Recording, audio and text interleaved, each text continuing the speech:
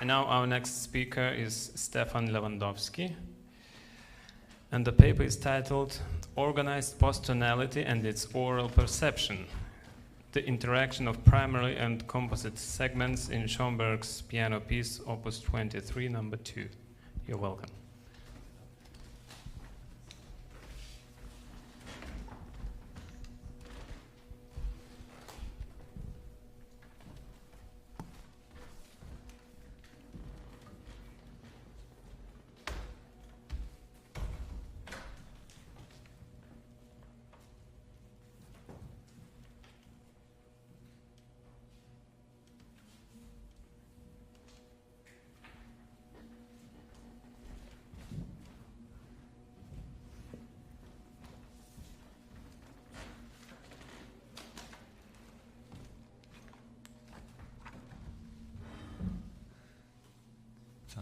Thank you very much, first of all, for this invitation.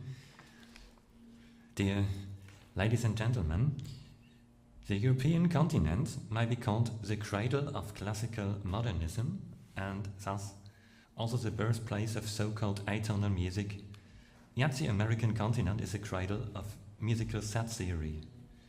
Since Arnold Schoenberg's emigration to the United States in 1933, the discourse about his music and the music of the second Viennese school can be described as being divided into two parts, the European and the American. While during the years after the Second World War no popular systematic approaches to classify post-tonal musical materials were really being developed in Europe, the United States were profiting from Schoenberg's presence at that time, and research on that field was blossoming. The development of pitch class set theory is one of the most crucial outcomes. It delivers solutions to questions surrounding post-tonal compositional techniques and tonal materials that are left unanswered by other analytical systems and tools. One of those aspects is the discrepancy between the level of tonal structures in the background of a given work and the level of the musical surface.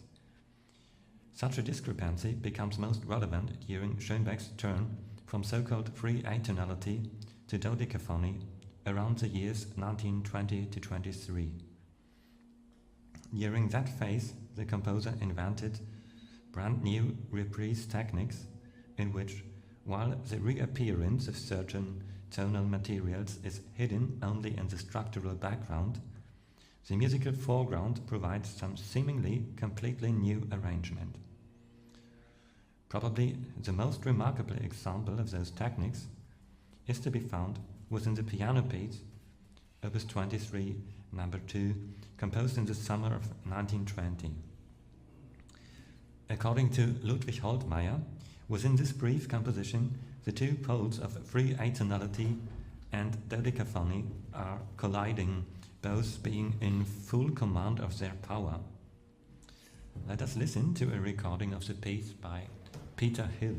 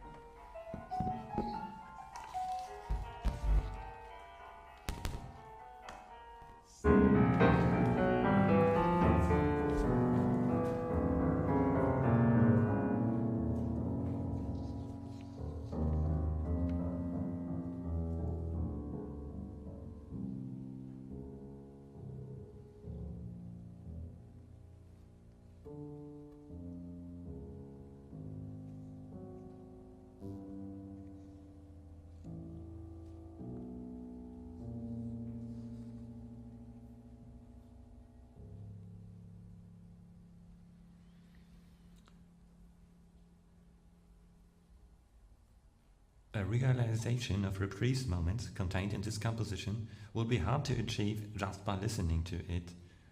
Therefore, the next slide shows where tonal material is repeated within the piece. The exposition section reaches from bars 1 to 6 and is divided in two parts named A, bars 1 to 4, and B, bars 5 and 6. While a reprise moment of part A occurs in bar 15, the tonal material of part B is repeated independently from part A from bars 8 and 13 on. Already this division of the material being exposed within the first bars of the composition shows that obviously two levels of perception are relevant for the composition. Part B starts on the first beat of bar 5, which is at the same time the ending point of the preceding phrase, the great crescendo starting with the upbeat in bar 2. For this reason, I may from now on distinguish between 1. The musical surface level, which is identical with musical motives, phrases, and, to use a term by Schönberg, Gedanken, thoughts, and can be perceived immediately by the listener and interpreter, and 2. The structural background level, which refers to the tonal material and, often being in contrast to the musical surface level, sometimes opens up its audibility only after exploring and theoretically defining the work. Let us first have a look at the tonal material of the exposition bars. Where there is no such compositional principle as a tone row functioning as an obvious source of cohesion, it is difficult to decide both how to locate the structural background level and whether it should be to a great extent identical with the musical surface level, at least when being introduced the first time, or not.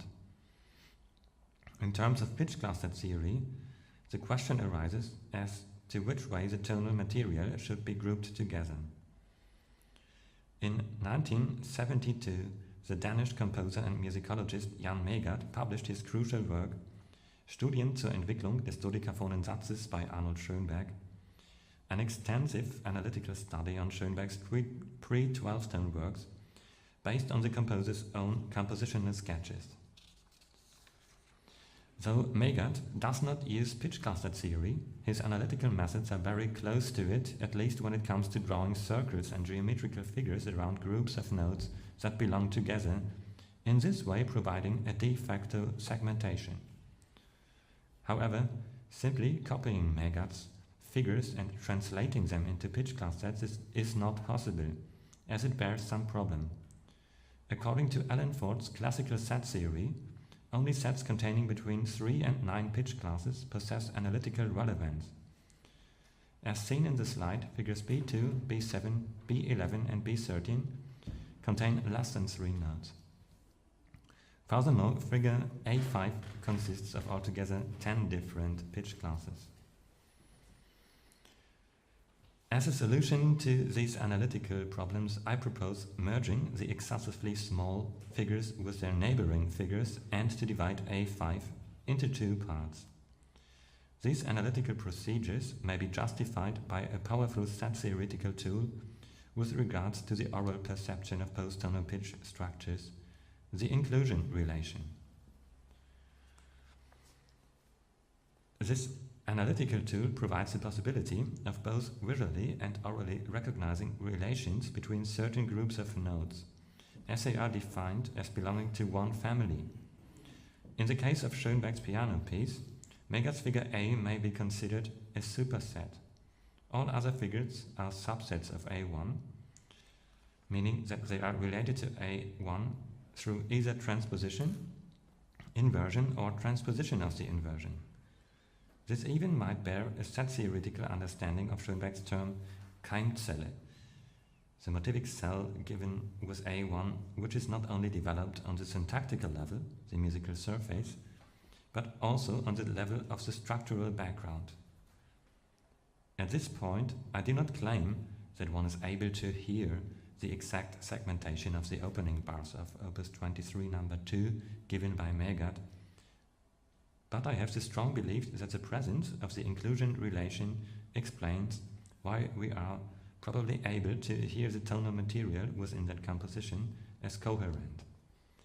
Therefore, I prefer using the term ordered or organized post-tonality instead of free atonality, because that term might be misinterpreted as random disordered post-tonal composing with no underlying compositional rules.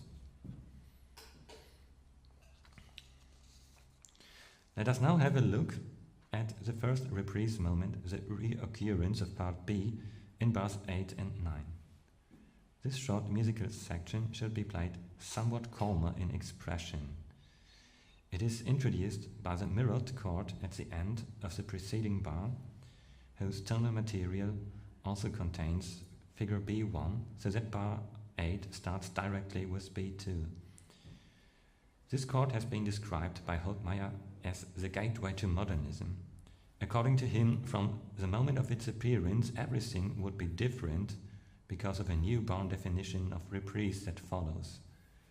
Not only does Schoenberg choose a completely new musical character, a mysterious, quietly floating atmosphere which is created by low registers, very soft dynamics, as well as half notes and the constant use of triplets, but he also constructs the greatest contrast on the level of the tonal material.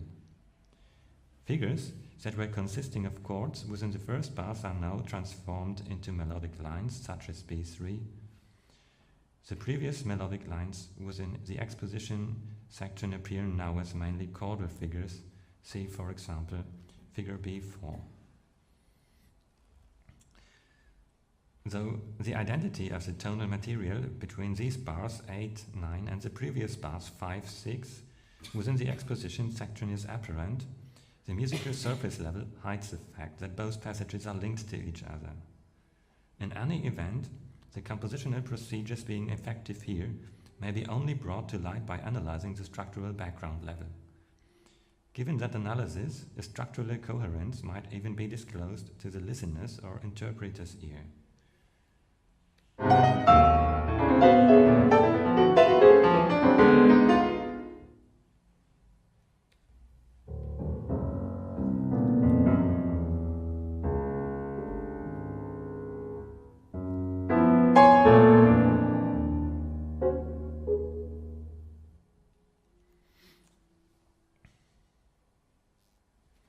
The following passage, bars 10 to 12, is defined by the 9-tone figure A1, the superset of the whole piece.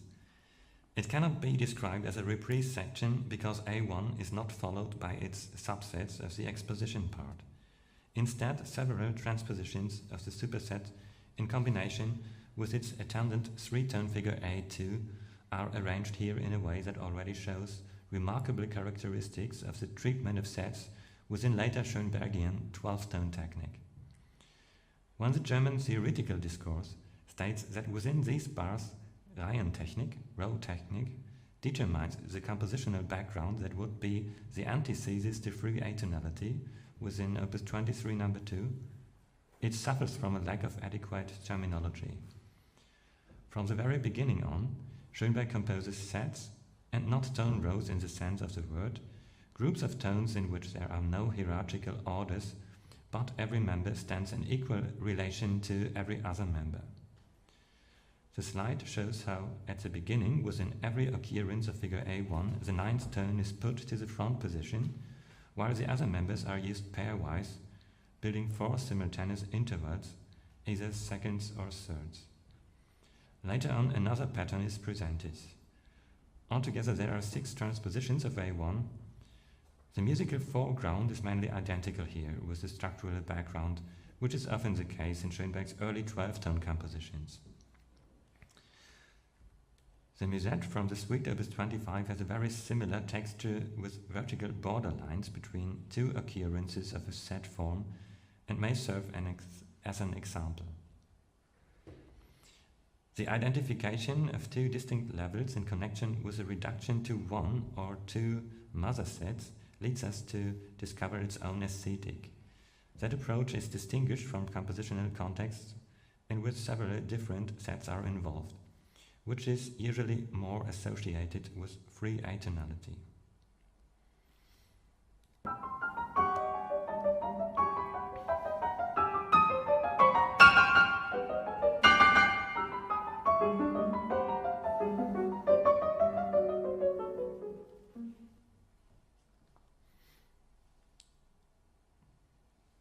Two more reprise sections follow. They are interrupted by another occurrence of the pair A1 and A2 in bar 14 before the final section again is determined by row technical and set technical procedures that use only one set pair. It may not be by chance that these procedures have finally won the fight within that piece by speaking the last word, in this way quasi-predicting Schönberg's near compositional future. However, of special interest with regards to the focused aspects are the two reprise sections comprising bars 13 and 15 to 17. The first reprise moment refers to part B of the exposition, consisting of the figures B1, B4 and a fragment of figure B3. The fragment can be clearly explained by the inclusion relation. After a reminiscence of the end of the climactic passage in bars 10 to 13 within bar 14, there occurs a last reprise from bar 15 on, which is soon dissolving into fragments. Here, as well as in the preceding reprise section in bar 13, the structural background level has to be considered again as independent from the musical surface level. Schönberg uses composite segments, see example B4, bars 13 to 14, and also changes the appearance of some figures by shortening them, see figure A3, bar 15, or double defining some notes, for example the note A in the bass register in bar 15. It belongs to both figure A4 and A5. Of some special interest might be the recurrence of this figure A5, whereas the marked note F1 is not identical with the D1 in the exposition section. This difference is commonly known as a mistake by Schönberg. The correct note has to be the F1. What might be proved not only by looking at the sketches, but probably also by analytical procedures. According to the inclusion relation, figure A1, having been considered the superset of the whole composition so far, is a subset of figure A5 in the version containing the pitch class F. The graph shows the identity of tone members between the two sets. It becomes clear when A1 is transposed 11½ tone steps higher. It has to be added that in terms of classical set theory, sets being larger than 9 notes are of no analytical relevance. Nevertheless, a set of 9 members being a subset of a superset consisting of 10 members is a case of some special construction, be it conscious or not. It provides the possibility for considering the tonal material of Opus 23, number 2, and its compositional processes as coherent with regards to both analytical and aural aspects. I suggest listening now once more to the final passage as a piece from bars 13 on, especially having an aural look at the end of its inner fight and the presentation of the winner.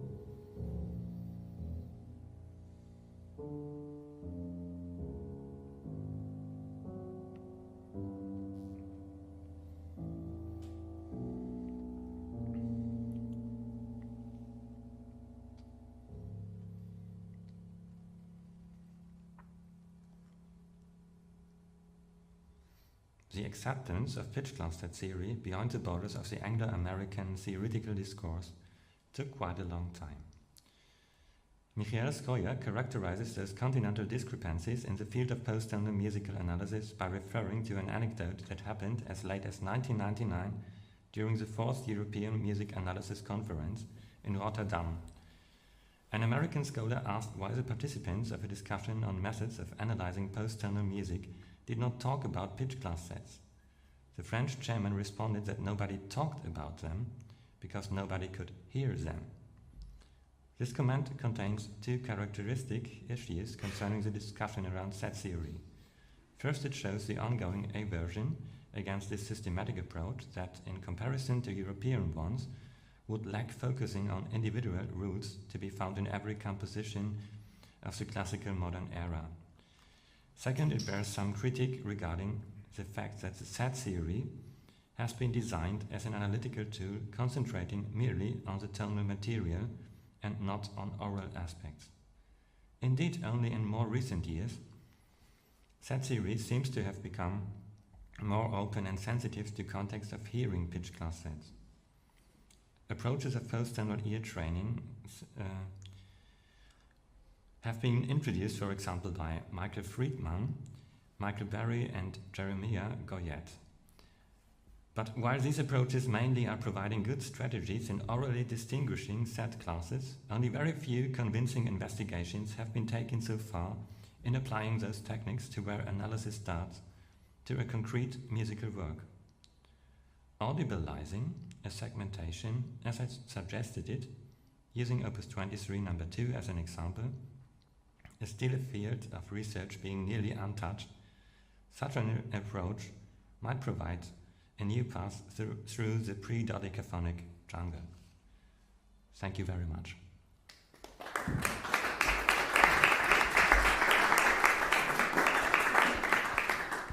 Your questions and comments, please.